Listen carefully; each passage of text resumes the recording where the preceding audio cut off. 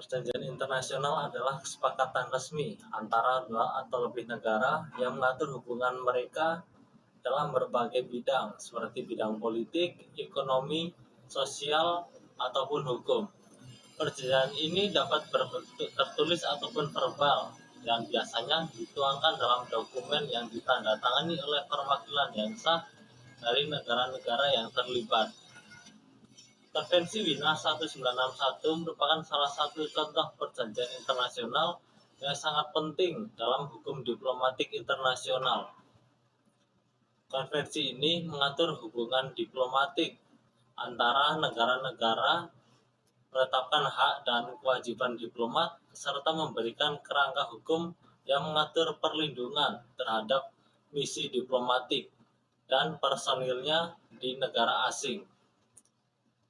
Dengan demikian, Konvensi Wina 1961 adalah perjanjian internasional yang memberikan landasan hukum bagi praktik dan norma-norma dalam hubungan diplomatik antar negara. Konvensi Wina 1961 ini menetapkan prinsip-prinsip dasar yang mengatur perlindungan diplomatik dan kekebalan diplomatik, memastikan perlakuan yang adil terhadap pejabat diplomatik, dan menetapkan tata cara pengangkatan dan penarikan diplomat. Konvensi ini juga mengatur fasilitas diplomatik dan hukum terkait dengan pengiriman surat menyurat. Lebih lanjut, konvensi ini menetapkan pentingnya prinsip non-intervensi dalam urusan dalam negeri negara lain. Sejarah dari Konvensi Wina 1961. Konvensi Wina 1961 dan Konvensi Wina 1963 mengatur hubungan diplomatik dan konsuler internasional. Mereka memberikan kerangka kerja yang jelas bagi negara-negara untuk menjalankan hubungan mereka dengan teratur dan efektif. Konvensi Wina 1961 menetapkan perlindungan dan kekebalan diplomatik, tata cara pengangkatan diplomat, serta prinsip non-intervensi. Sedangkan Konvensi Wina 1963 mengatur perlindungan bagi pejabat konsuler, tugas mereka, dan prinsip komunikasi dengan pihak berwenang di negara penerima. Baik, kemudian isi dari Perjanjian Konvensi Wina tahun 1961. Pasal 1-5 menjelaskan definisi istilah penting, fungsi misi diplomatik, klasifikasi baik itu permanen maupun khusus, kedudukan kepala misi diplomatik, dan penentuan jumlah anggota misi. Pasal 6-12 menjelaskan mengenai penetapan tugas kepala misi, termasuk mewakili negaranya, bernegosiasi, melindungi hak-hak negara dan warganya, dan mempromosikan hubungan persahabatan antar negara. Pasal 13-19 pengaturan mengenai pengangkatan dan penerimaan kepala misi diplomatik, termasuk hak negara pengirim untuk memilih kepala misinya dan hak negara penerima untuk menolak calon kepala misi. Kemudian bagian 2, pasal 20-23, yaitu mengenai hak keistimewaan dan kekebalan misi diplomatik dan anggotanya, yaitu adalah setiap anggota misi diplomatik memiliki kekebalan yurisdiksi di negara penerima, kekebalan terhadap pajak, kebebasan bergerak dan berkomunikasi, hak untuk menggunakan bendera dan lambang negara pengirim, dan hak untuk melindungi premis misi diplomatik. Pasal 24-35, kewajiban misi diplomatik dan anggotanya seperti menghormati hukum dan peraturan yang ada di negara penerima dan tidak boleh mencampuri urusan dalam negeri negara penerima dan tidak boleh menggunakan misi diplomatik untuk kegiatan yang tidak sesuai dengan fungsinya. Pasal 36-44, berbagai situasi yang dapat menyebabkan terminasi diplomatik seperti penarikan kepala misi, pecahnya hubungan diplomatik, perang, dan pengusiran diplomat. Pasal 45, pengaturan mengenai pemberitahuan dan pengambilan arsip misi diplomatik. Pasal 56-52, ketentuan terkait ratifikasi, berlakunya konvensi dan penyelesaian sengketa. Konvensi terbuka untuk diratifikasi oleh semua negara, berlaku setelah 30 hari setelah ratifikasi oleh 22 negara. Sengketa yang timbul dari konvensi harus diselesaikan melalui negosiasi, mediasi, dan atau arbitrase. Pasal 53 Depositari Konvensi Sekretariat Jenderal Perserikatan Bangsa-Bangsa. Konvensi Wina 1961 sendiri mengatur tentang hubungan diplomatik yang memuat beberapa ketentuan terkait keimigrasian seperti mengatur pergerakan dan status diplomat serta stafnya. Berikut beberapa poin penting antara lain.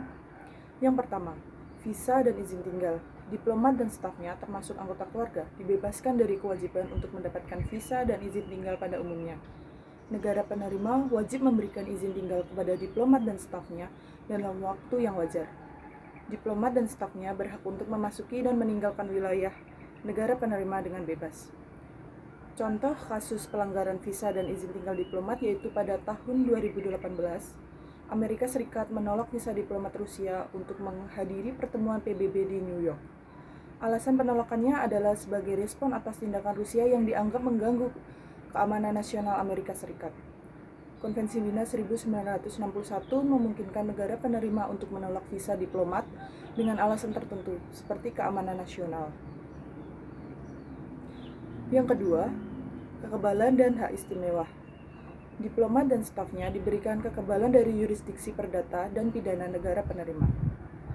Kekebalan ini berlaku untuk kasus yang pertama, tindak pidana berat. Yang kedua, sengketa terkait properti pribadi di luar tugas diplomatik serta aktivitas profesional di luar tugas diplomatik. Contoh kasusnya yaitu yang terjadi di Bangladesh yang melibatkan pejabat diplomatik Korea Utara bernama Son Young-nam yang menjabat sebagai Sekretaris 1 Kedutaan Besar Korea Utara di Bangladesh. Pejabat diplomatik tersebut telah melakukan penyalahgunaan hak kekebalan karena memanfaatkan haknya untuk menyelundupkan emas ke Bangladesh. Berdasarkan hasil penelitian, disimpulkan bahwa kekebalan yang dimiliki pejabat diplomatik Korea Utara tidak bersifat mutlak dan hak tersebut dapat ditembus karena pelanggaran berat telah dilakukan olehnya. Tindakan hukum yang dilakukan oleh Bangladesh kepada pejabat diplomatik tersebut adalah persona non grata. Bangladesh juga meminta Korea Utara agar pejabat tersebut dituntut berdasarkan hukum negaranya. Namun, Korea Utara tidak mengabulkan permintaan tersebut dan hanya menyampaikan permintaan maafnya atas kasus pelanggaran yang terjadi kepada pemerintah Bangladesh. Yang ketiga, fasilitas keimigrasian. Negara penerima wajib memberikan kemudahan dan fasilitas keimigrasian kepada diplomat dan stafnya, seperti bebas biaya masuk untuk barang-barang pribadi, kemudahan dalam mengurus dokumen perjalanan, hak untuk menggunakan plat nomor khusus. Contoh kasusnya yaitu pada tahun 2011, sekelompok demonstran menyerbu kedutaan besar Iran di London. Mereka merusak properti dan membakar bendera Iran. Peristiwa ini merupakan pelanggaran serius terhadap Konvensi Wina, yang mewajibkan negara penerima untuk melindungi misi diplomatik dan stafnya. Selanjutnya yaitu pembatasan. Diplomat dan stafnya wajib menghormati hukum dan peraturan negara penerima. Negara penerima berhak untuk menyatakan persona non grata kepada diplomat yang dianggap melanggar hukum atau membahayakan keamanan negara. Contoh kasus pada tahun 2019, seorang diplomat Iran di Inggris ditangkap karena tuduhan spionase. Diplomat tersebut kemudian dibebaskan setelah intervensi dari pemerintah Iran. Konvensi Wina 1961 memberikan kekebalan diplomatik kepada diplomat dan stafnya, yang berarti mereka tidak dapat ditangkap atau diadili di negara penerima. Yang terakhir yaitu pengecualian. Aturan keimigrasian dalam Konvensi Wina 1961 tidak berlaku untuk pegawai administrasi dan teknis, pelayan pribadi, serta anggota staf misi yang bukan warga negara pengirim. Kesimpulan Konvensi Wina tahun 1961. Konvensi ini adalah sebuah perjanjian internasional yang mengatur hubungan diplomatik antara negara-negara. Tujuan utamanya adalah untuk memberikan kerangka hukum yang jelas dan konsisten dalam hal hak dan kewajiban diplomat, serta pelindungan terhadap misi diplomatik dan personilnya di negara asing. Dalam konvensi ini diputuskan bahwa diplomat memiliki kekebalan dari yurisdiksi, pidana, dan perdata negara tempat mereka bertugas. Mereka juga memiliki kebebasan untuk berkomunikasi tanpa takut adanya intervensi atau gangguan dari pemerintah atau otoritas asing. Konvensi Wina tahun 1961 juga mengatur prosedur pembentukan hubungan diplomatik antara negara-negara dan menetapkan mekanisme penyelesaian sengketa terkait hak dan kewajiban diplomatik. Selain itu, konvensi ini menekankan pentingnya dialog diplomatik sebagai cara untuk mencegah konflik bersenjata antara negara-negara. Secara keseluruhan, Konvensi Wina tahun 1961 menjadi dasar bagi hukum diplomatik internasional dan menjadi pedoman bagi negara-negara dalam menjalankan hubungan diplomatik mereka secara aman dan efisien.